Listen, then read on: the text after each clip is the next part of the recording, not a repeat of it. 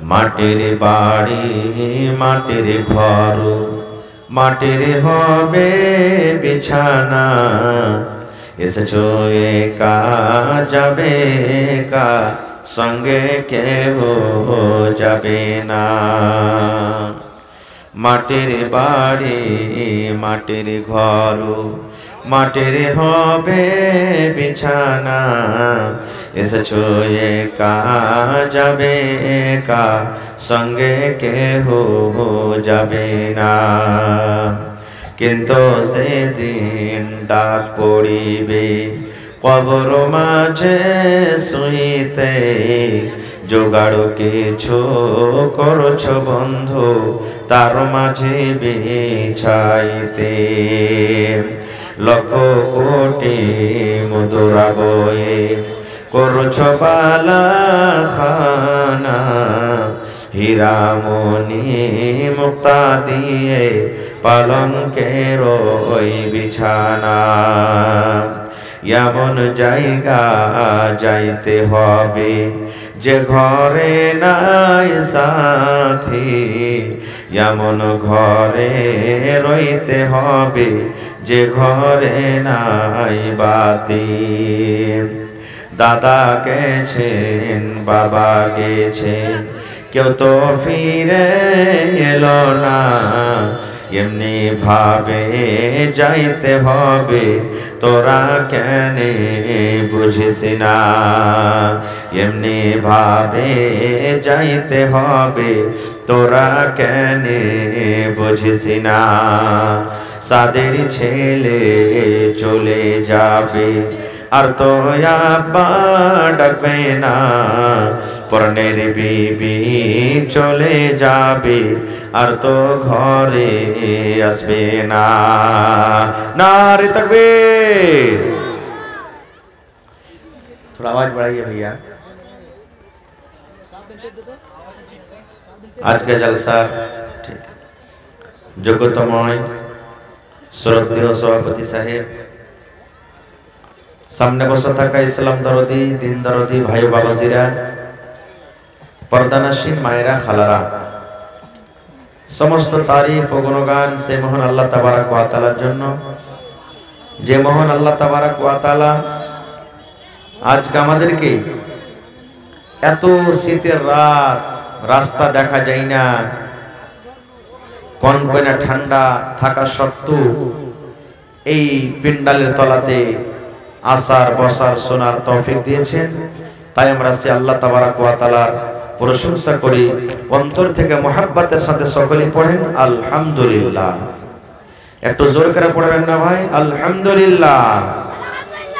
তারপর আমাদের শেষ নবী হযরত মুহাম্মদুর রাসূলুল্লাহ পড়েন সাল্লাল্লাহু আলাইহি ওয়াসাল্লামের পর অগণন দারুদ শরীফ শান্তির ধারা বর্ষিত হোক, আমিন।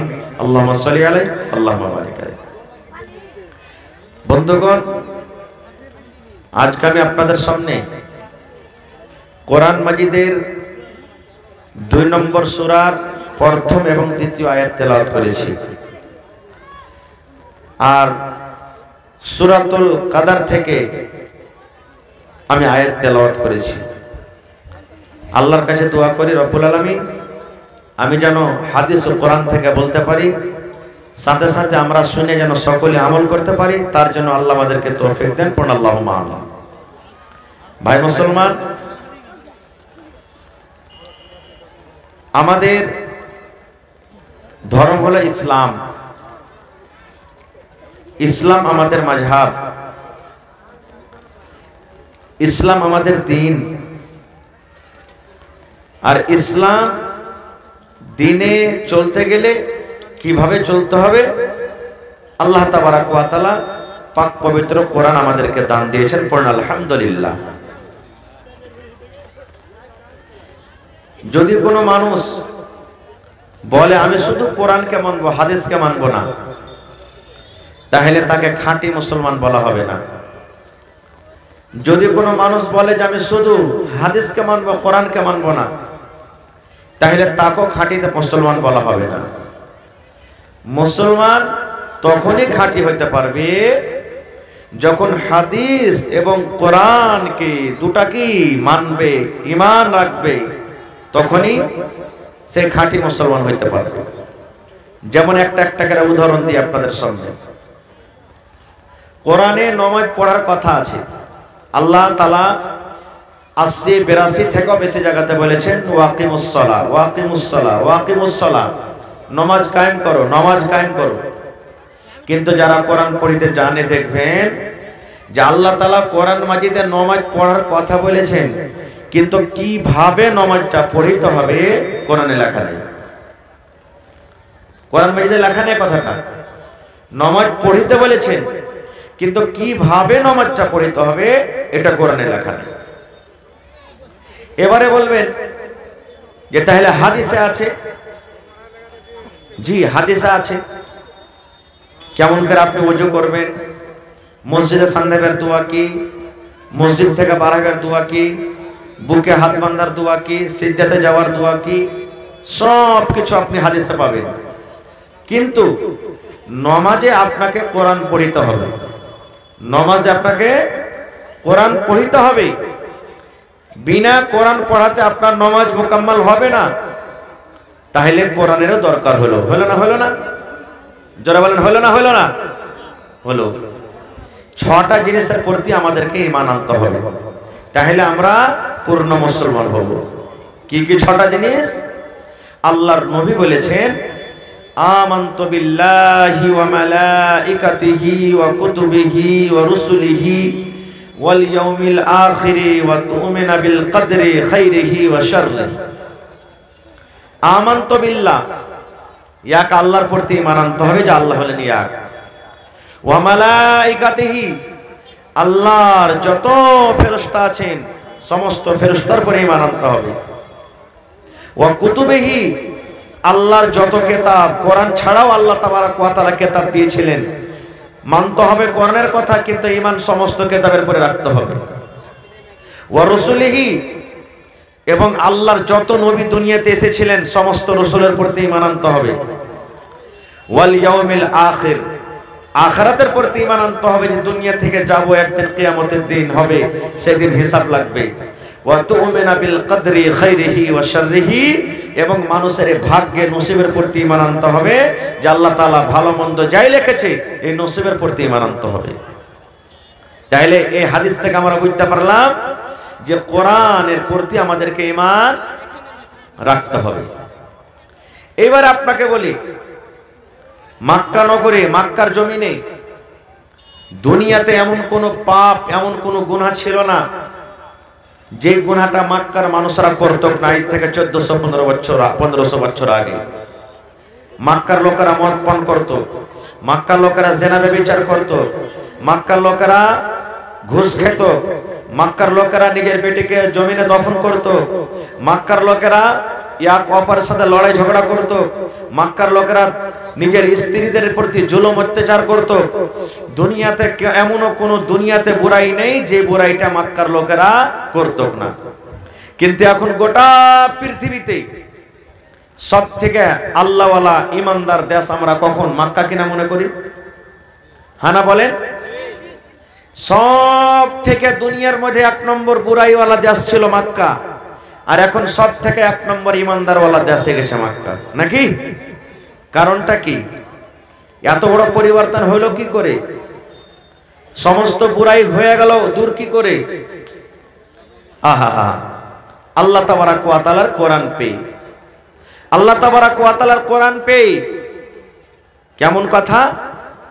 জি, আল্লাহ তাআলা নবীকে প্রথমে কথা বলেননি, হে নবী তুমি মানুষকে বলো যে মদ পান করিও না, কারণ মদ পরে হারাম হয়েছে। ৩ বারে মদ হারাম হয়েছে। কয় বারে? জোরে বলেন। ৩ বারে। যে ভাইরা গুটকা খায়, যে ভাইরা বিড়ি খায়, যে ভাইরা জর্দা খায়, যে ভাইরা মদ পান করে, আপনি যদি ডাইরেক্ট ওকে বলেন যে তুই আজ থেকে খাইস না, ছাড়তে পারবে? জোরে বলেন, ছাড়তে পারবে? পারবে না কো ছাড়তে। ওর আদত যেটা লেগে আছে আস্তে আস্তে আস্তে আস্তে ছাড়বে। কত ভাইকে দেখেছি নিজ চোখে ওয়াজ শুনে কোমর থেকে লিয়া পাক মেরে ফেললে, আর খাবো না যে মৌলভী সাহেব, ফের দেখবেন 2 দিন 4 দিন থাকলো আবার শুরু করে দিলে। মানে এটা নাশা না, একবারে ছাড়তে পারবে না খো। এই জন্য আল্লাহ তাবারক ওয়া তাআলা 3 বারে মদকে হারাম করেছেন। আর ওই জামানাতে মদ পান করে মানুষেরা নামাজ পড়তে যেত, তাও শরাব পান করে নামাজ পড়তে যেত, তখন হারাম হয়নি? খেয়ে নিলে একবারে পুষ্টান, আর খেয়ে নামাজ পড়িতে চলে গেল, আল্লাহুস সামাদ, নামাজ পড়িতে চলে গেল। এই জামানা এখন দেখেন আস্তে আস্তে আস্তে আল্লাহ তাআলা সবকে দূর করে দিয়েছেন। কি পেয়ে? কোরআন পেয়ে। তাহলে কোরআনটা কার কিতাব? একটু কথা বলেন, কোরআনটা কার কিতাব? আল্লাহর কিতাব। আজ থেকে নিয়ে 1415 বছর হয়ে গেল কোরআন আসা, একটা আয়াত কি দিক ওদিক হয়েছে? জোরে বলেন, হয়েছে? কোনদিন আলহামদুলিল্লাহ রাব্বিল আলামিন সারা জীবন পড়ে এসেছেন? কোন কোরআনে দেখা আছে আলহামদুলিল্লাহে ইয়া আলহামদুলিল্লাহ ইয়া আলহামদুলিল্লাহি, এরকম আছে কি কোরআনে? নেই। হ্যাঁ, আমরা ভুল পড়ছি আলাদা কথা, আমরা ভুল পড়ছি আলাদা কথা। যেমন দুঃখ করবেন না, যারা মাদ্রাসাতে পড়েনি, আমার বয়স্ক বাপজিরা, মেলায় মসজিদ আমি তেলাওয়াত শুনেছি নমাজে, ও যে পড়বে কোরআন, ইয়া মা খালারা কোরআন পড়বে তো কার লোক কাটবে, কার হাত কাটবে, কার পা কাটবে, হ্যাঁ বলাটাও গুনাহ হবে, এরকম ভাবে কোরআন পড়বে। কেমন করে পড়বে জানেন?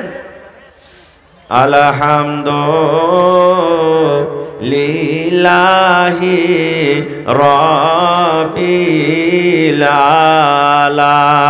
আলামিন। এই দেখেন এমন করে কোরআন পড়বে, মানে পড়া শোনাটা মনে হয় গুনাহ হয়ে যাবে। ভাই আমার, আল্লাহ তাবারাক ওয়া তাআলা কিয়ামতের দিন আমাকে আপনাকে আল্লাহ জিজ্ঞাসা করবেন, আরে দুনিয়ার মানুষ, দুনিয়াতে তোমাকে মুখ দিয়েছিলাম রে মানুষ, এই মুখখানা দিয়ে তুমি সুন্দর কত চিকন চিকন করে কথা বলেছিলে রে মানুষ, কথাকে বানিয়ে বানিয়ে বানিয়ে বানিয়ে বানিয়ে তুমি বলতে পেরেছিলে।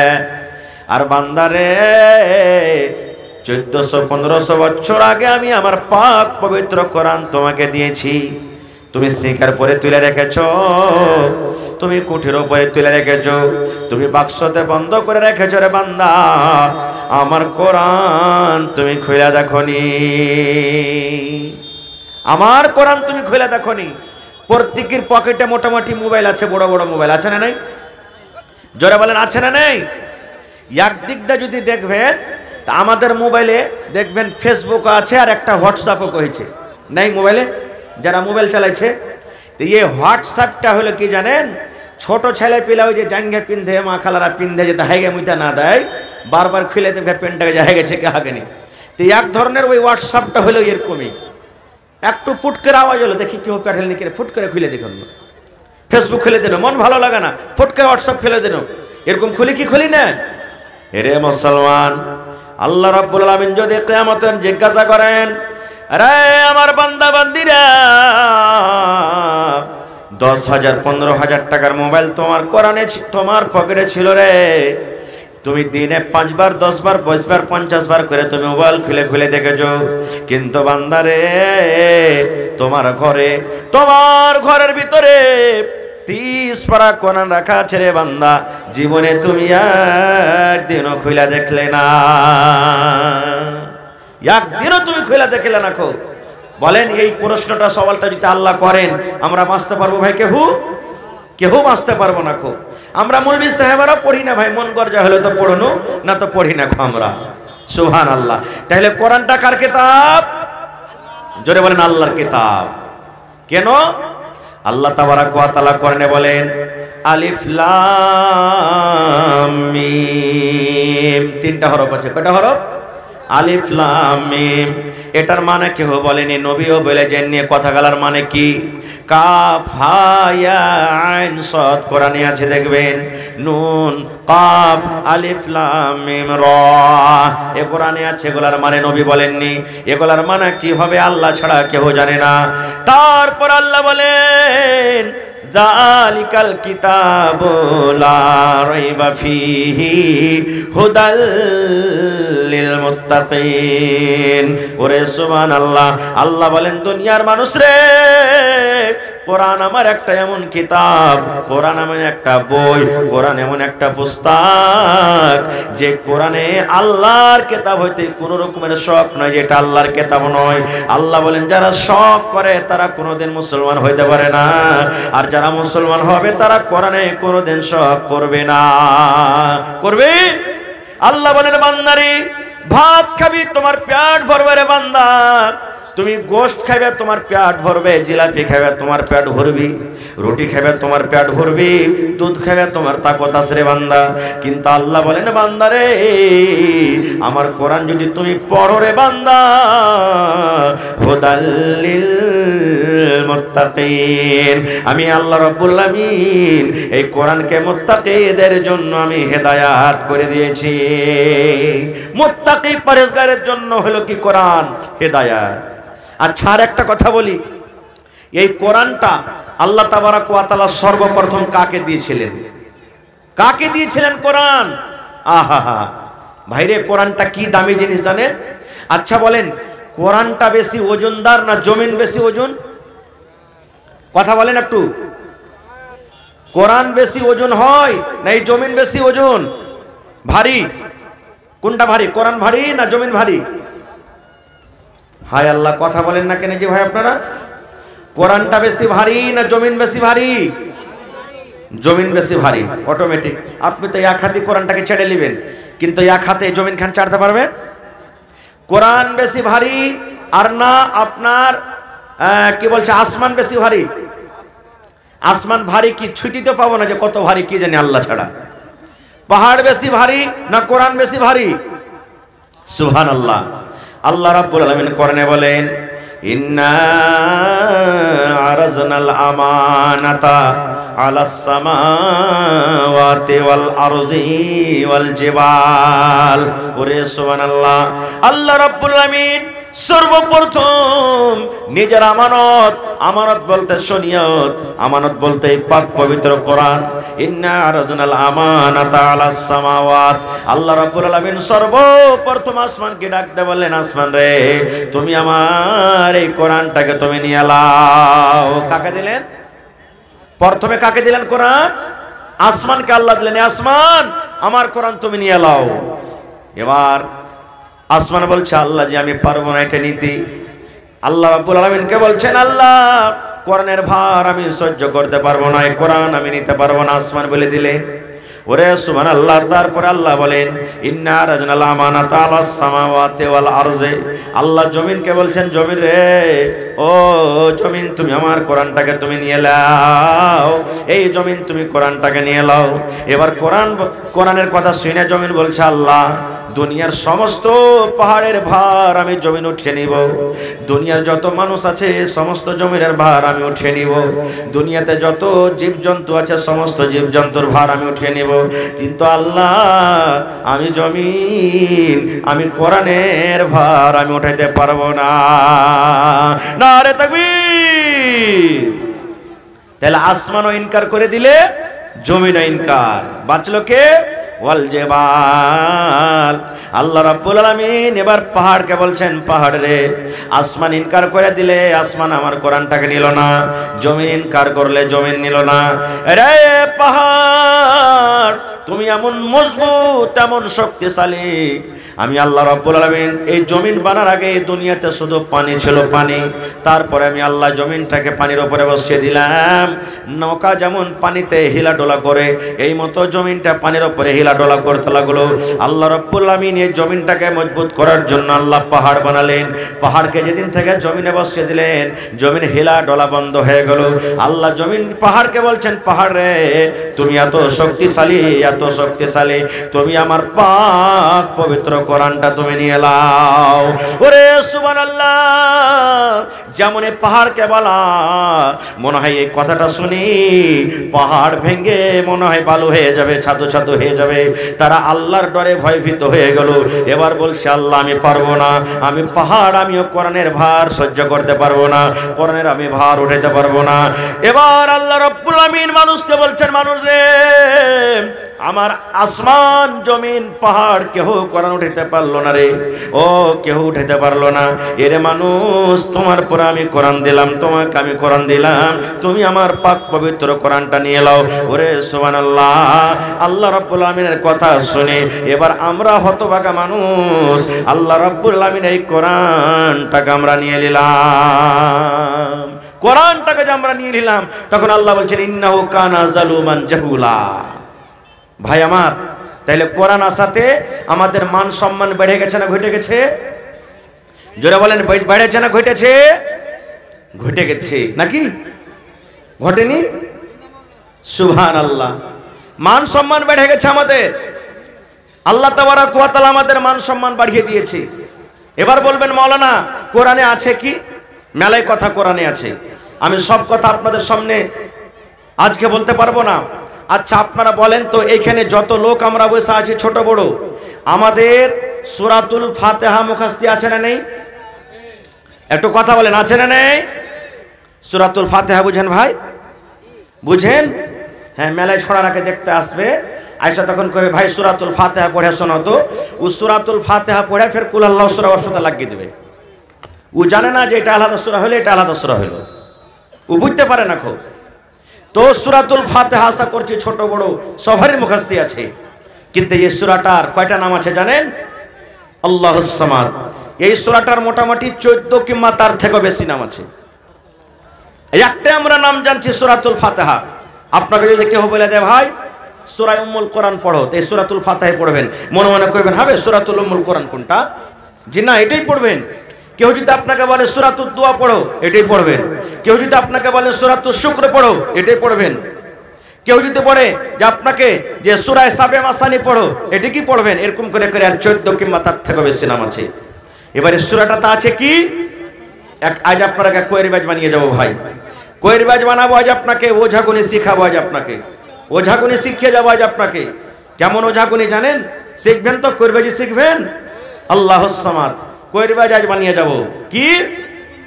ওরে সুবহানাল্লাহ, সূরাতুল ফাতিহা একটা যেমন সূরা, চোখ উঠে গেছে, চোখ উঠা বোঝেন মানে চোখটা লাল হয়ে গেছে, পানি ঝরছে। আপনি এক গ্লাস পানি নিয়ে নেন এবং সেই পানিটাতে সূরাতুল ফাতিহা পড়ে তাকে পানি পান করিয়ে দিন। আল্লাহ রাব্বুল আলামিনের দয়াতে সেই চোখ কিন্তু তার ভালো হয়ে যাবে। কিংবা সূরাতুল ফাতিহা পড়ে তার চোখে ফুঁক দিয়ে দেন।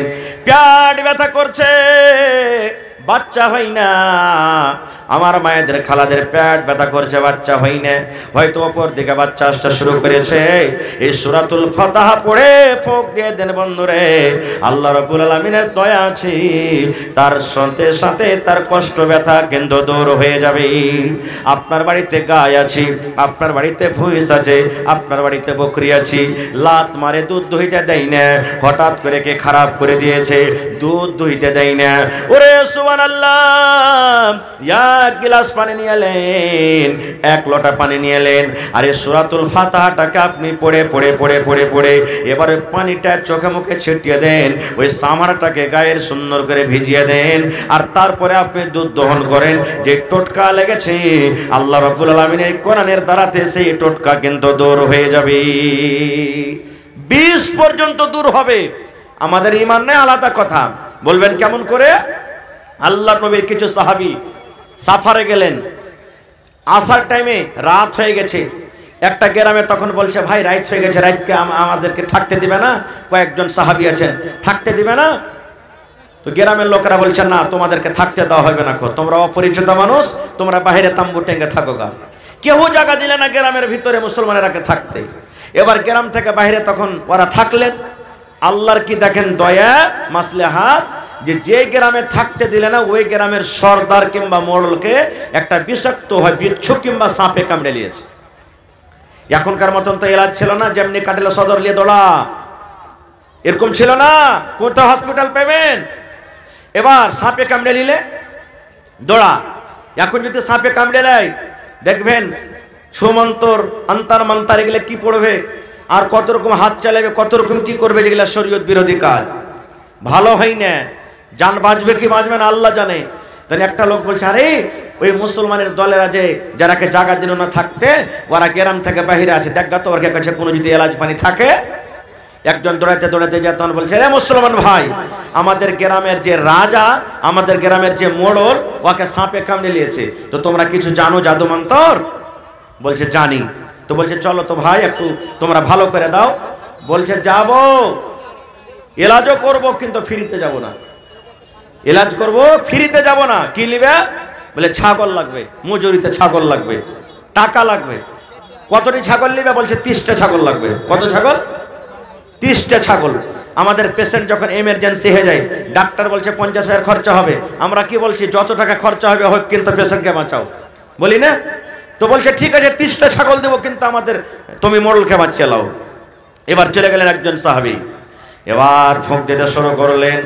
ফুঁক দিতে আছেন, আয়াত পড়তে আছেন, সূরা পড়তে আছেন, ফুঁক দিতে আছেন, ফুঁক দিতে আছেন। ফুঁক দিতে দিতে দিতে দিতে সুবহানাল্লাহ, তার সমস্ত ভিতরকার বিষ কিন্তু দূর হয়ে গেল, ভালো হয়ে গেল লোকটা। কথা মতন 30টা ছাগলও পেয়ে নিলে, ছাগল কাটাকে হাঁকিয়ে ওই দলে আরো যারা মানুষ আছে ওখানে চলে গেলেন। তিনি একজনা কই যারে একটা ছাগল গালকে জবাই কর খাই, তার আর একটা কই যে না খবরদার লয়, ছাগল তো লিয়ে লিয়েছি, কিন্তু কইরবেজি করে ছাগল নেওয়া যায় যাচ্ছে কি যায় না। নবী সাহেবকে যতক্ষণ জিজ্ঞাসা না করবো ততক্ষণ ছাগল খাওয়া চলবে না। খুব কারণ ছাগল নিয়েছি, আমাদের জন্য হালাল আছে কি হারাম আমরা কেমন করে জানি? যতক্ষণ ফতোয়া জিজ্ঞাসা না করবো ততক্ষণ চলবে না। খুব ইয়ে জমানার মতন তাহলে যারা মোবাইলে ফোন লাগাতে তাড়াতাড়ি কেনা মৌলানা কামাদিনী সাহেব রাখে, তখন কোথায় মোবাইল পাবেন? 30টা ছাগলকে হাঁকিয়ে মদিনে চলে এলেন। এবার দয়ার নবীর কাছে চলে গেলেন, সমস্ত ঘটনা নবীর সামনে রেখে দিলেন। আল্লাহর নবী গো, ঝাড় ফুঁক করে একটা লোক ভালো হয়েছে, আল্লাহর দয়াতে ভালো হয়েছে, আর তার মজুরিতে আমরা 30টা ছাগল পেয়েছি গো দয়ার নবী। এই ছাগলগুলো আমাদের জন্য জায়েজ আছে কি না জায়েজ আছে? এখন পর্যন্ত আমরা একটাও ছাগল কিন্তু জবাই করে খাইনি। এবার নবী বলছেন, বাবারে কি কয়ে তোমরা ফুঁক দিয়েছিলে, কি কয়ে তোমরা ঝাড় ফুঁক করেছিলে, কি মন্ত্র পড়ে তোমরা ফুঁক দিয়েছিলে, কোন দোয়া পড়ে তোমরা ফুঁক দিয়েছো? এবার সাহাবী বলছেন, ইয়া রাসূলুল্লাহ, আমরা আল্লাহ রাব্বুল আলামিন কোরআনের পাক পবিত্র সূরা সূরাতুল ফাতিহা পড়ে আমরা ফুঁক দিয়েছি। সূরাতুল ফাতিহা পড়ে যায় ফুঁক দিয়ে যায়, সূরাতুল ফাতিহা পড়ে যায় ফুঁক দিয়ে যায়, সূরাতুল ফাতিহা পড়ে যায় ফুঁক দিয়ে যায়। এই সূরা পড়ে পড়ে পড়ে পড়ে পড়ে আমরা ফুঁক দিয়েছি। নারে তাকবীর! তখন নবীজি বললেন, হ্যাঁ তোমাদের জন্য জায়েজ আছে, তোমরা খাইতে পারো এখন, কারণ তোমরা অন্য শরীয়ত বিরোধী মন্ত্র পড়ে ফুঁক দাওনি। যখন আমাদের মায়েরা খালারা কাহাকে যদি জিনে ধরলাই, কাহাকে যদি ভূতে ধরলাই, দেখবেন ওর একটা আসন বানাবে, দেখেছেন কোনোদিন আপনারা? আসন বানাবে, কেউ থাকলে মা রাগ করিয়েন না, শরীয়তে কথা বলছি। আসন বানাবে, পান থইবে, সুপারি থইবে, তারপরে ওই সেন্দুর না কি বলে, সেন্দুর থইবে, মধুচূড়া লাড়ু থইবে, পেড়া থইবে, আগরবাতি জ্বালবে, আর তাম্বা তুলসের এখানে হাতে নিবে, আর ওকে বলবে একটা ফুল লে তুই জোড় হাতে কর, আর ডাক তোর মশানকে। কেমন করে ডাকছিস তুই?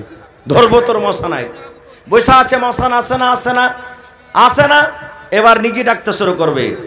তাম্বা তুলসির পূজারে কইরে রাখি নুরে, হাই রে সোনার বান্দারে, কিবা খাইবা কিবারে নিবা বলো রে, হাই রে সোনার বান্দারে। পড়ে না ভাই? রে মুসলমান, ওই মাকে বলবো, খালাকে বলবো, রে মুসলমান, নামাজ যদি না পড়েন মরে যান, রোজা যদি না পড়েন যদি মওত হয়ে যায়, আল্লাহ হয়তো আপনাকে কোনোদিন জান্নাত দিতে পারে রে ভাই, কিন্তু এগুলা পড়তে পড়তে যদি মওত হয়ে যায়, তওবা করতে যদি না পান, তাহলে আল্লাহর জান্নাত পাওয়া যাবে না। নামাজ পড়াও জান্নাত পাওয়া যাবে না, তেলাওয়াত করেও জান্নাত পাওয়া যাবে না রে, হজ করেও জান্নাত পাওয়া যাবে না। এই সমস্ত হলো শিরকের কাজ, এই সমস্ত কাজ করে আল্লাহর জান্নাত পাওয়া যাবে না। আল্লাহ জান্নাত দিবে না এই সমস্ত জিনিস পড়ে। তাহলে কত বড় ভুল আর পাপ করছি আমরা। আর একটু আগে চলেন, কোরআন যদি আপনি জানেন, আপনার মোহরের কাজ করবে, মোহরের কাজ করবে। কেমন মোহর? আল্লাহ তাআলা কোরআনে বলছেন, হে দুনিয়ার মানুষ, তুমি যখন বিয়ে করবে যে বেটি ছেলেটাকে, ওর হক যেটা ওকে মোহরটা দিয়ে দাও। তুমি ওর যেটা হক বিয়ে করার টাইমে মোহর দাও, বিহার সমাজে তার মোহরটা দিয়ে দাও খুশি খুশি হয়ে। কিন্তু আমরা তো নিজের পকেট থেকে দিই না ভাই মোহর।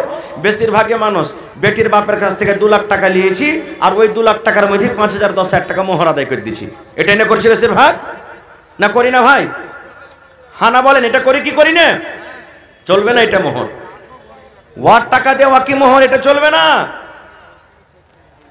কেমন কথা, টাকা না থাকলে মোহর চলবে? তাহলে শোনেন সহিহ হাদিস। আল্লাহর নবী একদিন বসে আছেন সাল্লাল্লাহু আলাইহি সাল্লাম। আপনারা যেমন জালসা শুনছেন, সাহাবায়ে কেরামের মাজমা, সাহাবায়ে কেরামের দল বসে আছে নবীর পাঞ্জরে। আর একটা বেটি ছেলে সুন্দর হে পর্দাশীল হে, কাপড় ধরে পিন্ধে ডাইরেক্ট সবটি মানুষের সামনে নবীকে এসে বলছেন যে তো হাবলা কানাফসি ইয়া রাসূলুল্লাহ। সেই বেটি ছেলে বলছেন, আল্লাহর নবী গো, আমার জান আপনাকে সবে দিলাম গো নবীজি। আপনি আমাকে বিবাহ করলেন, আপনাকে মোহর লাগবে না, আপনাকে টাকা লাগবে না। আল্লাহর নবী গো, আপনাকে আমি স্বামী বানাবো, আপনি আমাকে স্ত্রী বানিয়েলেন, আমার নিজের জান খানা আপনাকে সঁপে দিলাম। আল্লাহ রসুল, আমার জান আপনাকে সঁপে দিলাম, আপনি আমাকে বিয়ে করলেন। এখনো যদি কোনো মেয়ে লোক কোনো বেটা ছেলেকে যদি বলে, তার গার্জিয়ানকে যদি বলে যে ভাই রে, বা আব্বাজি বা চাচাজি বা অমুকজি, তোমার বেটা আমাকে পছন্দ আছে, তুমি যদি রাজি হও তো তোমার বেটার বিয়েটা আমার সাথে দিয়ে দাও, তাহলে বাড়ি থেকে পালিয়ে যেতে হবে না কিন্তু। হ্যাঁ, বাড়ি থেকে পালাইতে হবে না। পালিয়া বিয়ে কোর্ট ম্যারেজ করলে গার্জিয়ান রাজি নাই তো বিয়ে হবে না, সারা জীবন জেনা ব্যভিচার হবে। পালাইতে হবে না খুব। কিন্তু এখন যদি কোনো বেটির বাপ যদি জামাই ঢুঁড়তে যায়, তাহলে কি আমরা বলবো, যেটা আমাদের সমাজে হবে? সারা জীবন দেখুন যে বহু ঢুঁড়ছে আগে লোক, তারপরে বেটিয়ালা পরে যেছে। আর ইয়ার কোন বেটির বাপ এটা যে আগতি জামাই ঢুঁড়তে যেছে, হয় না হয় ইয়ার মনে হয় বেটির মধ্যে কোনো খুঁতা ছাইব আছে, বলবো না? এই যে 2-3 দিন আগে একটা কথা শুনলাম জালসা থেকে, নাম বলবো না জায়গাটার, বলছে মাওলানা এরাদা করেছি বেটার বিয়ে দিব, রিশতা মঞ্জুর হয়ে গেছে, বহু পোষণ হয়ে গেছে। আমাকে জিজ্ঞাসা করলে বলছে ভাই আমার 1 টাকার ডিমান্ড নাই। তখন ওরা বাহিরে বাহিরে যা বলছে যে হবে 1 টাকা যে চাহে না, তো ইয়ার বেটার মধ্যে কোনো আইব আছে নাকি? ইয়ার বেটা যে 1 টাকা চাইলে না, এর মধ্যে ইয়ার বেটার মধ্যে কোনো আইব আছে? আপ দেখেন, এরকমও তো জামানাতে মানুষ আছে, দুনিয়াতে মানুষ আছে। আর একটা কথা বলে দি, যে বিহা করবে সেই যাবে দেখতে, যে বিহা করবে সেই যাবে দেখতে। যদি এরকম হয়ে যায় যে ওর বেটার লাগা বহু দেখতে গেল আর বাপের এই পোষণ হয়ে গেল, বাপ যদি কয়ে যায় থাম তুই পরে বিহা করিস, আর একটা দেখে তোর লেগে বিহা দিয়ে দেবো, আমি এটাকে বিহা করলি, তো ওর তো হকটা মরে গেল। আর বাপ যদি বিহা করলে তোর গুনাহ হবে না? হবে। মানে ওর বেটার সাথে এখানে বিয়ে হয়নি, বেটার সাথে বিয়ে হইলে বহু হইতো, এখানে বহু হয়নি, ও দেখতে গেল, তো ওর তো হকটা মরে গেল। এই জন্য নিজে দেখতে যাবেন, একটা লাভ। আর কি লাভ হবে? আপনি দেখতে যাবেন, নিজে বিয়ে করবেন, আপনাকে ও দেখবে, আপনি ওকে দেখবেন, দুজনের আমনের সামনে দেখাশোনা হবে। পরে যাতে কোনো ঝোর ঝামেলা না হয়, না হলে তখন বিয়ে হয়ে চলে এলো আর আইসার খেলা, তখন আপনি কহবেন হ্যাঁ ই কালো আমার সাহান্নি চামান্নিকে আমি বিয়ে সাথে করবো না, আমি একে বিয়ে করবো না। বা আপনার স্ত্রীটাই বলবে ওয়ার মানে কি যে লাখে যেরকম হেলুয়া থাকে, হেলুয়ার ভিতরে লাখে ওরকম হেলুয়া সাঁধিয়ে আছে, আমি আর ভাত খেতে পারবো না, ইয়ার মুখ গুন্দাইছে, আমি থাকতে পারবো না ওর বাড়িতে, আমাকে পছন্দ হয় না। দেখেন এই জামানাতে একটা বাপ নিজের বেটির বিয়ে দিচ্ছে, তখন মাথা থেকে চুল উড়ে গেছে বিয়ে দিতে দিতে, এত আমরা বিয়েটাকে ভারী করেছি। আর একবার যদি বেটিটা আবদার হয়ে যায়, তাহলে পরে আর একবার বিয়ে দিতে দিতে সুবহানাল্লাহ দুনিয়া থেকে সাপিয়ে হয়ে যাবে, এরকমও পাওয়া যাচ্ছে। এই জন্য যে বিয়ে করবে সেই দেখবে, ওর পছন্দ সবারই পছন্দ, ওই দেখবে। খায়ের যা হোক, তো আল্লাহর নবীকে মজলিসে এসে সেই মহিলাটা বলছেন, আল্লাহ রসুল আমার জান আপনাকে হাজির করে দিলাম, আপনি আমাকে বিবাহ করলেন। এবার আল্লাহ রসুল দেখলেন তাকে, মাথার চাঁদি থেকে নেতাইলা পর্যন্ত দেখতে কেমন দেখলেন। দেখা পরেই দেখেন আমার দিকে, এনেকেরা মাথা নিচে করে নিলেন, নবীজি তুমি পছন্দ আছো কি না, তোমাকে বিবাহ করবো কি করবো না, কিচ্ছু বললেন না। খুব সাহাবায়ে কেরাম এক অপরকে দেখা দেখি করছেন, কি ব্যাপার রে? আল্লাহ রসুল তো দেখলেন, দেখা পর যে হ্যাঁ না কিছু বললেন না যে তোমাকে বিয়ে করব কি করব না। কোনো উত্তর না পায় মহিলাটা এক সাইডে বসে গেলেন যে আল্লাহ রসুল যতক্ষণ আমাকে কোনো উত্তর না দিবেন আমি এখান থেকে যাব না। খুব কিছু সময় যখন কেটে গেল, ফাকামা রাজুলুম মিন আসহাবিহি, সাহাবীদের মধ্যে একজন সাহাবী দাঁড় হয়ে গেলেন, আল্লাহ রসুলকে বললেন, ইয়া রাসূলুল্লাহ, আল্লাহ নবী গো, ওই মেয়ে ছেলেটা আপনাকে জান হাজির করে দিয়েছি, আপনার সাথে বিয়ে করতে চেয়েছি। আল্লাহ নবী গো, যদি আপনার বিহার দরকার না থাকে গো দয়ার নবী, আপনার যদি বিহার প্রয়োজন না থাকে, আমার দরকার রয়েছে, দয়া করে ওর বিয়েটা আপনি আমার সাথে লাগিয়ে দেন। একজন সাহাবী বলছেন, হুজুর ও বিয়ে করতে চেয়েছে, যদি আপনার দরকার না থাকে, আমার দরকার আছে, আপনি ওর বিয়েটা হার সাথে লাগিয়ে দেন।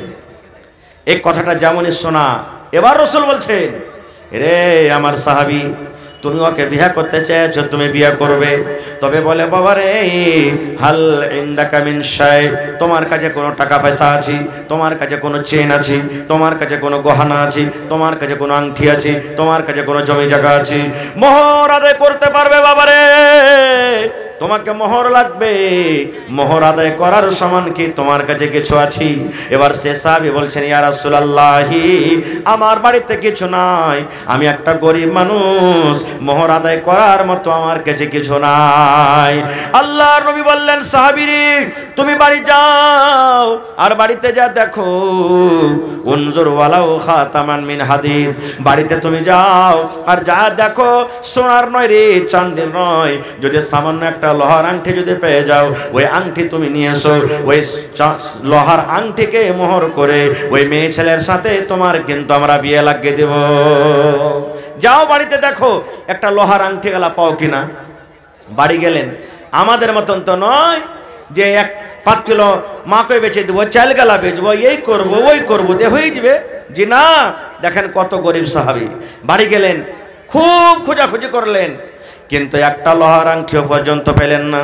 আল্লাহ রসুল কাছে বলছেন, ইয়া রাসূলুল্লাহি ওয়ালা খাতামান মিন হাদিদ, আল্লাহর নবী গো, অনেকক্ষণ ধরে বাড়িতে খোঁজাখুঁজি করলাম গো নবীজি, কিন্তু আমি বাড়ি থেকে একটা লোহার আঙ্গুঠিও পর্যন্ত আনতে পারলাম না। নবী বললেন, সাহাবীরি, যতক্ষণ পর্যন্ত তুমি মোহর আদায় না করবে, ততক্ষণ পর্যন্ত তোমার বিয়ে চলবে না। মোহর লাগবে, বিয়ে করতে গেলে মোহর লাগবে, তাহলে তোমার বিয়ে চলবে। কিচ্ছু না দিতে পারে তখন সেই সাহাবী বলছেন, ওয়ালাকিন হাজা ইজারি, নবী সাহেব আমার পরনে একটা লুঙ্গি আছে। নবীজি বললেন, লুঙ্গিতে কি হবে? বলছে 2 ভাগ করব, 1 ভাগ মোহর দিয়ে দেবো আর 1 ভাগ পিন্না থাকবো। হবে জি ভাই, 1 ভাগ পিনতে হবে, লুঙ্গি হবে। আর ওকে যদি 1 ভাগ দিয়ে দেয় তো ওর ওড়নি দোপাট্টা চাদর কিছু হবে?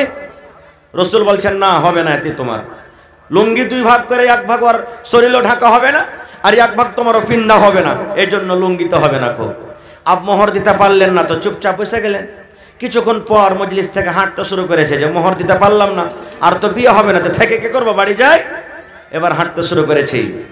কিছু দূর যখন চলে গেলেন, আল্লাহর নবী একজন সাহাবীকে বলছেন, লোকটাকে ডাকো রে, লোকটাকে ডাকো। এবার তাকে মজলিসে ডাকা হলো। আল্লাহ রাসূল বললেন, সাহাবীরি, আমি জানতে পারলাম তুমি গরিব মানুষ, সামান্য একটা লোহার যখন আঙ্গুঠি তুমি আদায় করতে পারলে না রে বাবা, আমি জানতে পারলাম তুমি গরিব মানুষ। তবে বাবা বলো তো, মাজা কামিনাল কোরআন, আল্লাহর কিতাব কোরআন থেকে তুমি কিছু জানো কিনা? মাজা কামিনাল কোরআন, আল্লাহর দেওয়া কোরআন থেকে তোমার ভিতরে কিছু আছে কিনা, মানে তোমার কিছু সূরা মুখস্থ আছে কিনা, তুমি কিছু আয়াত জানছো কিনা, তোমার সূরা মুখস্থ আছে কিনা? এবার সাহাবী বললেন, ইয়া রাসূলুল্লাহ, নাম, আল্লাহ নবী গো, আমি আপনার বন্ধু, আপনার সাহাবী, আমার সূরা কিন্তু মুখস্থ আছে। ফাআদ্দাদাহা, নবীর সামনে সূরাগুলোর নাম বলে দিলেন, হয়তো সূরা নিসা, হয়তো সূরা বাকারা, হয়তো সূরা 3, হয়তো সূরাতুল ফাতিহা, এই করে করে কিছু সূরার নাম লিখে দিলেন। এবার রাসূল বললেন, তুমি কোরআন গালা ভালো করে পড়তে পারবে? বলছে, জি আল্লাহ রাসূল, আমি ভালো করে পড়তে পারবো। এবার দয়ার রাসূল বললেন, ওরে আমার সাহাবী, যে কোরআনের কোরআনের আয়াত তুমি জানো, ওই কোরআনের আয়াতের মধ্যে থেকে 30খানা আয়াতে মেয়ে ছেলেকে তুমি শিখিয়ে দিবে, 30খানা আয়াত তুমি তাকে শিখিয়ে দিবে। কোরআনের আয়াতকে 30টা আয়াতকে মোহর করে আমি তার বিয়ে তোমার সাথে লাগিয়ে দিলাম। নারে তাকবীর। তাহলে বোঝা গেল কি, কোরআনের আয়াতকে মোহর করে বিয়া করালেন, কিন্তু নবীজি বিনা মিহরে বিয়া দিলেন না। আর আজ আমরা বিহাতে যাই খালি যদি 100 গ্রাম খালি সুপারি নিয়ে চলে আসে, 1 পণ আলি আছে, রামঘাটের হাফিজ মুজাফফরের বহনু, বাস 2 মিনিট 2-4 মিনিট, জি জি 5000 রামঘাটের, এটা নাকি হা হা মাশাআল্লাহ। দেখেন ভাই সালাম করবেন না, আল্লাহুস সামাদ আল্লাহুস সামাদ। রামঘাট থেকে তাসলিম উদ্দিন ভাই নাকি, কত দিলেন? 10,000 10,000 করেন না যে ভাই, পহেলা নম্বর দান এসে 1000 ইটার দাম দেবেন ইনশাআল্লাহ। আর ভাই নাম করা ঠিকাদার, আল্লাহর কাছে দোয়া করছি আর ভাইকে যাতে আল্লাহ আরো তারাক্কি দেয় ইনশাআল্লাহ। 10 পারা কোরআনের দাম 10,000 টাকা আপনার কাছে নেব। নারে তাকবীর ইনশাআল্লাহ। লেখেন, ঠিক আছে ভাই, কহেন আলহামদুলিল্লাহ, কহেন ঠিক আছে মাশাআল্লাহ, নারে তাকবীর। এই দেখেন কোরআনের প্রতি মহব্বত, ভালোবাসা। ভাই আমার, তাহলে পান সুপারির জন্য আমরা ঝগড়া করব, কিন্তু একবার কেউ এটা জিজ্ঞাসা করবো না, হ্যাঁ তোরা যে পান সুপারির লেগা তো ঝগড়া করছিস, এই ছেলেটা মোহর কয় টাকা দিয়েছে এটাকে জিজ্ঞেস দেখেছিস তোরা? কোনোদিন কহবো না, এটা কোনোদিন কহবো না। আহা হা। আর একটু আগে চলেন, আল্লাহর নবীর জামানাতে একজন সাহাবী ছিলেন, তার নাম হলো সাফওয়ান বিন মুআত্তাল রাদিয়াল্লাহু তাআলা আনহু। ভালো করে শুনবেন, ওই সাহাবীটা নিজের স্ত্রীকে নমাজের হালাতে মারত। নমাজে কিল মারত। নমাজে কিল মারতে হয়, জোরে বলেন, কিল মারতে হয়, হয় না? বাচ্চারা মারবে। এই ছোট ছোট বাচ্চাগুলা দেখেছি, পাঁচজন একদিন নমাজ পড়ছে ভাই রোজার দিনে, পকেটে আর বিস্কুট খাওয়া আছে, আর শিখ যেতে গেছে পকেট থেকে বিস্কুট পড়ে গেছে, ও কি জানে ছোট ছেলে, আর ভক করে একবার বিস্কুট খেলে নমাজের হাতে মুখে হয়ে দিয়েছে। ছেলে পিলারা এগুলো করে, কিন্তু যদি ওই জায়গাতে বড় মানুষ করে, ওর নমাজ হবে? জোরে বলেন, নমাজ হবে? হবে না। তো আল্লাহ নবীর জামানাতে সেই সাহাবী সাফওয়ান বিন মুআত্তাল নিজের বিবিকে মারতো। একদিন, দুদিন, 3 দিন দেখে ওর মন খারাপ, নবীর দরবারে চলে গেছেন শিকায়েত নিয়ে। শিকায়েত কি? আমার স্বামী খাইতে দেয় না তা নয়, মোড়লজি আমার স্বামী আমাকে মারছে, আমাকে খাইতে দেয় না, আমার মাকে গেল দেয়, আমাকে গেল দেয়, তা নয়। কেমন শিকায়েত? চলে গেলেন নবীর দরবারে, দেখছেন তো ওর স্বামীটাও সাফওয়ান বিন মুআত্তাল নবীর পাঞ্জরে বসে আছে। এবার শিকায়েত কেন করে করবে? নিজের স্বামীর শিকায়েত যদি অন্য মানুষের সামনে করে, ওর স্বামীটা সামনে থাকে, তো ওকে বাড়তে যে থুবে কিছু ভাই, থুবে? আপনাকে যদি মোড়লের পাঞ্জরে বসে থাকেন আর আপনার স্ত্রীতে যদি মোড়লকে গায়ে, মোড়ল এই যেটা হলো আমার এ হো তোমার টাহার পুরুষ, এই কাপড়ও দেয় না, খাইতে দেয় না, একবার 1 নম্বর কার খেসটা পড়া, ওকে বাড়িতে যা আপনি থাকবেন 4 চাষ করে ওকে পিটবেন আপনি ওকে। তো সেই মহিলা আল্লাহ রাসূলের কাছে গেলেন শিকায়েত নিয়ে নিজের স্বামীর ব্যাপারে, দেখছেন তো ওর স্বামী নবীর পাঞ্জরে বসে, কি করবে? বলছেন না, শিকায়েত করতে এসেছি তখন করব। এবার সেই মহিলা বলছেন, আল্লাহর নবী গো, আমি যখন নামাজ পড়ি গো নবীজি, আমার স্বামী নামাজের হালাতে আমাকে মারি। হয়তো আমি রুকুতে আছি তখন আমাকে মারে, হয়তো আমি সিজদাতে আছি তখন আমাকে মারে। আল্লাহর নবী গো, আমাকে নামাজ ছাড়তে বলে, বিবিরে তুই নামাজ ছেড়ে দে, নামাজ ছেড়ে দিই। আমাকে নামাজ ছাড়তে বলে, নামাজ কিন্তু আমার এখনো পূর্ণ হয়নি। আমি নামাজ যখন না ছাড়ি, নামাজের হালাতে আমাকে মারে। 2 নম্বরে নবী গো, আমি যখন রোজা রাখি, আমার রোজাটাকে আমার এই ভেঙে দেয় আমার স্বামী, আমাকে রোজা ভাঙতে বলে, আমি কিন্তু বলছি রোজা ভাঙবো না, নফল রোজা। বলছেন আল্লাহ নবী গো, আমি যখন রোজাটা না ভাঙি, জবরান আমার মুখে পানি দিয়ে দেয়, কিংবা আমার মুখে ছাতু দিয়ে দেয়, খাজর দিয়ে যায়, আমি যদি না খাই, আমার হাত কানটাকে ধরে টানতে টানতে আমাকে বিছানের দিকে নিয়ে চলে যায়। আর দিনের বেলাতে আমার সাথে সহবাস করে, আর সহবাস করে আমার রোজাটাকে ভেঙে দেয়। রোজার হালাতে স্বামী স্ত্রী মিলন করতে পারবে? পাইবে না, গুনাহ হয়ে যাবে, পাপ হবে। কিন্তু বলছেন নবীজি, আমাকে রোজা ভাঙতে বলে, আমি রোজা ভাঙ্গি না, তখন আমার রোজাটাকে ভেঙে দেয়। 2টা হয়ে গেল। তিন নম্বর নবী গো, আমার স্বামী এই যে সাফওয়ান পাঞ্জরে বসে আছি, ফজরের নামাজ পড়ে নবী গো, যখন সূর্যটা উঠে যায়, সূর্য ওঠার আগে নামাজ পড়ে না, যখন সূর্য উঠে যায় তখন কিন্তু নামাজটা পড়ে। প্রথম নবীজি আমার স্বামী আমার নামাজে আমাকে মারি, দ্বিতীয় নম্বর আমার রোজাকে ভেঙে দেয়, তিন নম্বর ফজরের পর ফজরের নামাজ পড়ে সূর্য ওঠার পর। তিনটা শিকায়ত হয়ে গেল। এবার নবীজি সাফওয়ানকে বলছেন, সাফওয়ান তোমার স্ত্রী তোমার ব্যাপারে তিনখানা কেস করেছে বাবা, তিনটা শিকায়ত নিয়ে এসেছে। কতদূর কি আমাদের মতন তো নয় যে লজ্জার কারণে মিথ্যা কথা বলে পার হয়ে যাব। সে সাহাবী বলছেন, আল্লাহ রাসূল গো, আমার বিবি আমার ব্যাপারে যা বলেছে গো নবীজি সব সত্য, একটা মিথ্যা নয় গো নবীজি, একটা মিথ্যা নয়। আমি নামাজের হালাতে আমার বিবিকে মারি, আমি তার রোজাটাকে ভেঙে দিই, এবং আমার মাঝে মাঝে সূর্য ওঠার পর আমি ফজরের নামাজটা পড়ি। আল্লাহ রাসূল বললেন, বাবারে কি কারণে তোমার বিবিকে মারো? নামাজটা আল্লাহর একটা ইবাদত, নামাজে তোমার তো হয় না রে বাবা, নামাজে কেন তোমার বিবিকে মারো?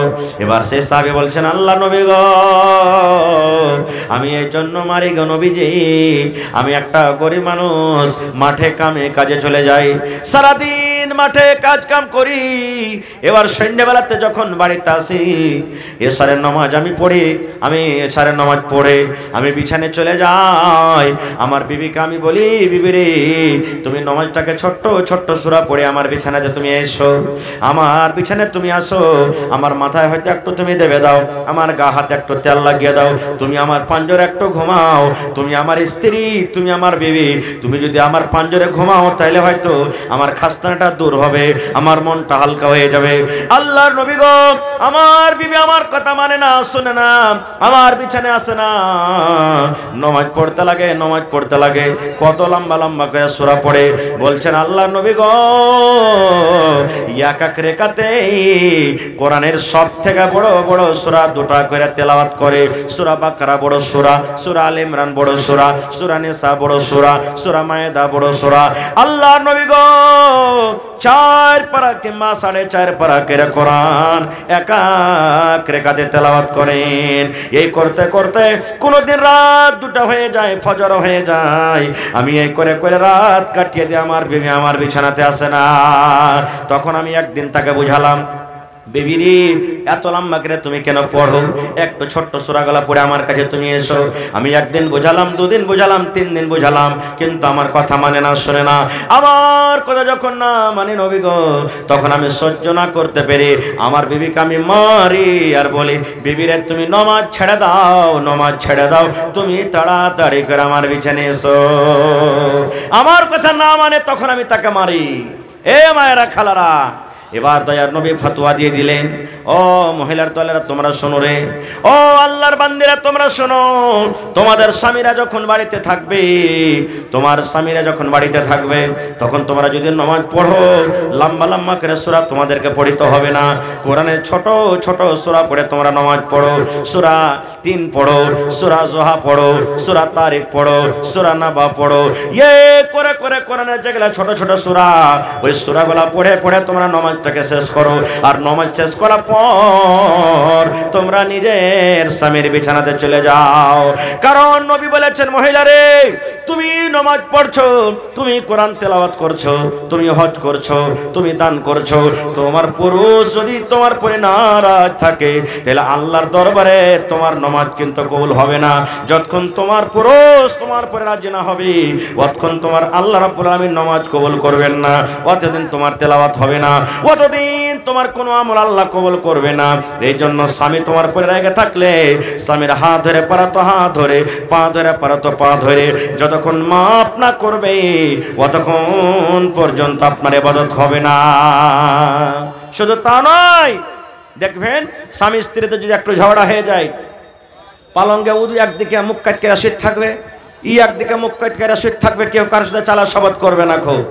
ই মনে করবে বুঝেন আমার সাথে চালা করবে, ও মনে করবে মনে আমার সাথে চালা করবে, এই করে করে করে গোটা রাতটা কাটিয়ে দিবে।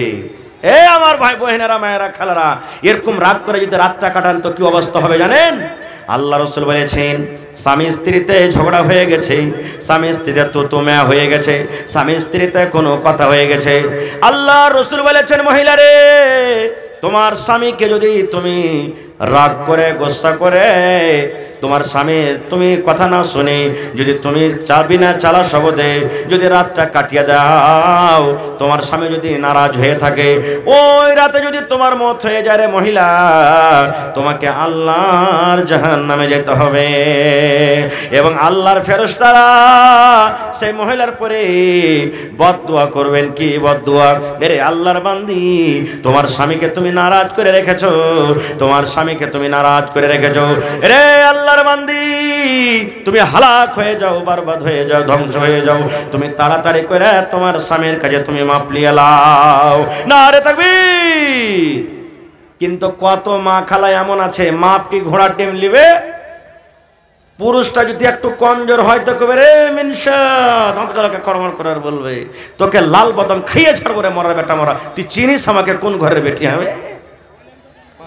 হ্যাঁ হ্যাঁ, এক বুড়া 80 বছরকার লোকদের কান্নাতে হাঁটছে আর কাঁদছে, একটা গুড়ি মাছ মারছে, বলছে দাদু এ বসে লোক দিতে মাছ মারতে এসছো নাকি? কইছে না রে ভাই তো দাদিকে ঢুঁড়তে এসছি। কইছে কেমন কথা? কইছে ঘাটে গোসল করতে এসছিল, ডুবে মরে গেছে তো ঢুঁড়ছি ওকে। কইছে হ্যাঁ দাদু তো উজান দিকে তুই ঢুঁড়ছিস কেন? ভাটুর দিকে ঢুঁড়, মরবে মানুষ তো ভাটুর দিকে না যাবে যেদিকে পানি বইছে, উল্টা দিকে কেন আসছিস?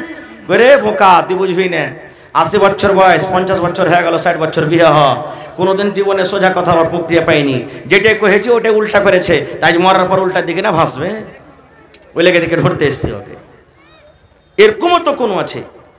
আল্লাহুস সামাদ। তা আমার বলার উদ্দেশ্য সেই সাহাবী সুবহানাল্লাহ নিজের বিবিকে মারতেন লম্বা তেলাওয়াত করার কারণে।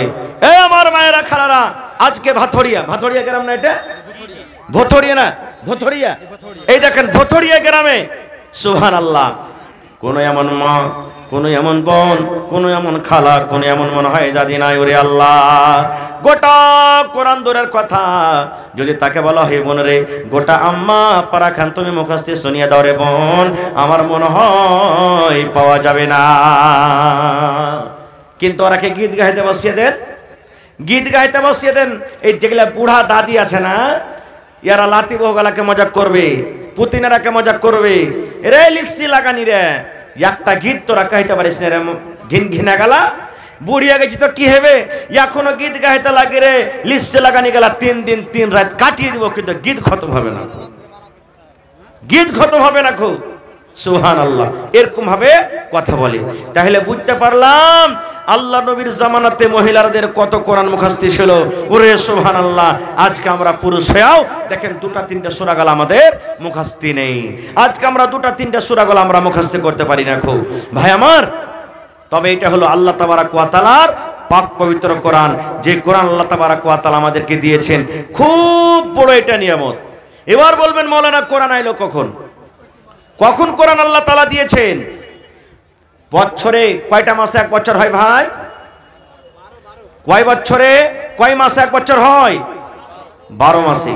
12 মাসে একটা মাস আমরা রোজা রাখি, রাখি কি রাখি না? রোজা রাখেন না যে ভাই? রোজার মাসে একটা রাত আছে, ওই রাতটার নাম কি? শবে কদর। শবে কদর। ওই রাতটা 1000 মাস ইবাদত বন্দেগি করে জানে কি পাওয়া যায়? আল্লাহ তাবারাক ওয়া তাআলা 1000 মাস ইবাদত করার থেকে আল্লাহ তাআলা ওই ফজিলত দিয়েছেন ওই রাতটাকে। 1000 মাস ইবাদত বন্দেগি করে জানে কি পাওয়া যাবে? ওই শবে কদরে যারা জাগবে, ইবাদত বন্দেগি করবে, আল্লাহ তাআলা অতক্ষণে নিয়ে কি সেই রাতটাতে জেগেছে। কয়টা লোক আমরা মানছি? এটা কোন মাস চলছে? জোরে বলেন কোন মাস চলছে ইংরেজিতে? এর মাসে কি আসবে? জানুয়ারি। আর জানুয়ারির 1 তারিখে সব বড় বড় মুরগা আর মুরগি পুষে দিয়েছে নাকি জবাই করব নাকি ভাই? জবাই করবেন? জবাই করবেন? মুসলমানের শরীয়তে ইসলামে কোন মাস থেকে নতুন সাল শুরু হয়েছে বলেন তো আরবিতে? মুহররম। কয়টা লোক জানছি? কিন্তু ওই মাসে আমরা ঢোল বাজাবো, ঢোল ঢোল বাজাবো। আর জানি না যে মুসলমানের ইসলামী তারিখ শুরু হলো কি মুহররম মাস থেকে, আমরা ওইটা জানি না। আর আমরা মানাবো এই লয়া সালের 1 তারিখ 1 জানুয়ারিতে মুরগা জবাই করব। আর মুরগা কেন জবাই করে জানেন? একটা কথা আরো বলি, আপনাদের এলাকা তো আশা করছি আছে, আস্তে আস্তে কিন্তু কমে গেল। যেই দিন বাচ্চা মার পেট থেকে হয় 5 দিন 3 দিন 7 দিনকার যখন হয়, সেই দিন বাচ্চাটার মাথা নাড়া করে গোসল পানি ঘর লেপন যখন করে মা খালার ঘরে লেগে 4 রকম 5 রকম 6 রকম শাক সবজি দকে থালি ভরে ভাত খেতে দিবে। দেয় কেন দেয় জানেন? এই জন্য দেয় যে আজ যদি এই মা যদি ভালো করে 5-7 রকম তরকারি দিয়ে ভাত খেতে, ছেলেটা যতদিন বাঁচবে অতদিন দুধে ভাতে খেবে। শিরক এটা, পাপ। যে ভাইরা মুরগা জবাই করে খায় জানুয়ারি মাসে, এই নিয়তে খায় আল্লাহ আজ 1 সালের প্রথম মাসের প্রথম তারিখ আজ মুরগা জবাই করে খাইনু আল্লাহ, যাতে সারা জীবন একটা একটা করে রোজ দিন মুরগা জবাই করে খাইতে পাই আমরা। এই নিয়তে আমরা খাই। ভাইরে, কোরআন আসার পর আল্লাহ তাবারাক ওয়া তাআলা সমস্ত বুরাইকে আমাদের মধ্যে থেকে দূর করে দিয়েছেন। তাহলে কোরআন আমাদেরকে শিখতে হবে না? হবে না? জোরে বলেন, কোরআন শিখতে হবে না? হবে না? 5টা বেটা আছে ভাই, একটা বেটাকে হাফিজ কোরআন করবেন, পরে ইনশাআল্লাহ। জোরে ইনশাআল্লাহ। মুসলমান আমার কথা নাই, আল্লাহ রাব্বুল আলামিনের নবী বলেছেন কিয়ামতের দিন হাফিজ কোরআনকে ডাকা হবে। 30 পারা কোরআন যার বুকে সিনাতে জমা হয়ে গেছে, ওই হাফিজ কোরআনকে আল্লাহ ডাকবেন আর বলবেন, হাফিজ কোরআন রে তুমি কোরআন পড়িতে যাও, কোরআন পড়িতে যাও, একটা একটা করে আয়াত পড়িতে যাও, আর একটা একটা একটা করে তুমি এক দরজা একটা সিঁড়ি করে উঁচাতে চলে যাও। লিফট দেখবেন আপনারা স্টেশনে এখন লাগা হয়ে গেছে, বড় বড় মাকানে লিফট লাগা হয়েছে। যেমন এই বাটন চাপবেন আপনি অটোমেটিক উঠে যাবে, আপনাকে হ্যান্ডেল ঘোরাইতে হবে না, আপনাকে ফিতা ঘোরাইতে হবে না। যেমন এই বাটন দাবলেন জয় মঞ্জিলাতে যেতে চাইলেন চলে গেলেন। এই মতো আল্লাহ রাব্বুল আলামিন হাফিজ কোরআনকে ডাকবেন, হাফিজ কোরআন রে তুমি দুনিয়াতে যেমন কোরআন পড়েছিলে একটা করে আয়াত পড়ো, আর একটা একটা করে তুমি আয়াত পড়ে তুমি জান্নাতে চলে যাও, একটা করে সিঁড়িতে তুমি চলে যাও। বলবেন হাজি মাওলানা বেটা নাই অত ফজিলত পাইলে, বেটাকে হাফিজ কোরআন করেছে, আর আমি যে কষ্ট করে কাপড় দিয়েছি, টাকা দিয়েছি, ফিস দিয়েছি, কলম দিয়েছি, কপি দিয়েছি, সব কিছু দিয়েছি, তো আমি কিছু পাবো না? আল্লাহ রাসূল বলেছেন, ওরে হাফিজ কোরআনের মা এ বাপ তোরা শুন রে, এরে হাফিজ কোরআনের মা বাপ তোরা শুন। কিয়ামতের দিন নবী বলেছেন হাফিজ কোরআনের মা এবং বাপকে আল্লাহ রাব্বুল আলামিন সোনার চেয়ার, সোনার কুরসিতে বসিয়ে দিবেন এবং তার মাথাতে সোনার তাজ পেন্দা হবে, যেই তাজটা সূর্যের মতো ঝকমক ঝকমক ঝকমক করে জ্বলবে। নারে তাকবীর, সুবহানাল্লাহ। ভাই মুসলমান, তবে সেই কোরআন আল্লাহ তাবারাক ওয়া তাআলার কিতাব আমাদেরকে শিখতে হবে। আজকে যে মাদ্রাসার জালসা, সেই মাদ্রাসাতে কোরআন শেখানো হয়, সেই মাদ্রাসাতে দ্বীনের পড়া হয়, সেই মাদ্রাসাতে ইসলামের তালিম দেওয়া হয় এবং সাথে সাথে দুনিয়ারও তালিম দেওয়া হয়। তো ভাই, আমার ভাই তাসলিম উদ্দিন সাহেব এই দেখেন রামঘাট থেকে 10,000 টাকা এই কোরআনের জন্য দান করেছেন। দেখি 2 নম্বরে আমার কোনো আর ভাই নেই যে ভাই তাসলিম উদ্দিনের জোড়া আর একটা কলম হবে কোরআনের জন্য, 10,000 টাকা দান করবে। একটা লোক 5,000 টাকা দিবেন, একটা লোক 1 গাড়ি গিট্টি বালু সিমেন্ট দিয়ে দিবেন, এবং কমিটির লোককে বলবো মা খালারকে পিন্ডালে চাদর দিয়ে পাঠান, তাড়াতাড়ি করে মা খালারকে পিন্ডালে চাদর দিয়ে পাঠান। আমার মায়ের আগে বলবো আপনারা চাদর ভর্তি করে করে টাকা দিবেন, কান থেকে নাক থেকে গলা থেকে গহনা দিবেন, কাঁসার বদনা থালি গিলাস দিবেন, বালিশ কাঁথা দিবেন, ছাগল বকরি দিবেন। এই যে গত 2 দিন আগে এই মাসের 7 তারিখ, আজকে 9 তারিখে পরশু দিন বানগামা মাদ্রাসার জালসা। ওরে আল্লাহ, আমি বললাম দেখি কোন আল্লাহর বান্দা আছেন এই মাদ্রাসার জন্য 1 কাঠা 1 ডিসমিল জমিন দিতে পারবেন। 2 জন আল্লাহওয়ালা, 2 জন আল্লাহর মুজাহিদ আইসারকেরা বলছেন মাওলানা 1 ডিসমিল করে জমিন দান করলাম। আজকে এই ভথড়িয়া গ্রামে দেখি কোন আমার ভাই মা খালা দাদি নানি আছেন যে আমি 1 কাঠা জমিন দান করব মাদ্রাসাতে, 1 ডিসমিল জমিন দান করব। ভাই মাদ্রাসাতে লাগিয়ে দেবো আঞ্জর পাঞ্জরে থাকলে, না হলে মাঠে ময়দানে আছে। আমি মাবিয়া খাতুন 1000 টাকা নগদ, একটা সোনার পান, এখন কাঁথা। এই দেখেন আল্লাহ তাআলা বলছেন কোরআনে, বান্দারে আমার রহমত থেকে তোরা নিরাশ হইস না রে বান্দা, এখনো ইসলাম জিন্দা আছে। নারে তাকবীর, সুবহানাল্লাহ। কোরআন কয় পারা? জোরে বলেন, কোরআন কয় পারা? 30টা লোককে দেখবো 1000 2000 করে, 1000 2000 করে 30 পারা কোরআনের দাম আল্লাহ ছাড়া কেউ দিতে পারবে না। তাই মাবিয়া খাতুন বহিন আমার 1000 টাকা এক পারা কোরআনের দাম।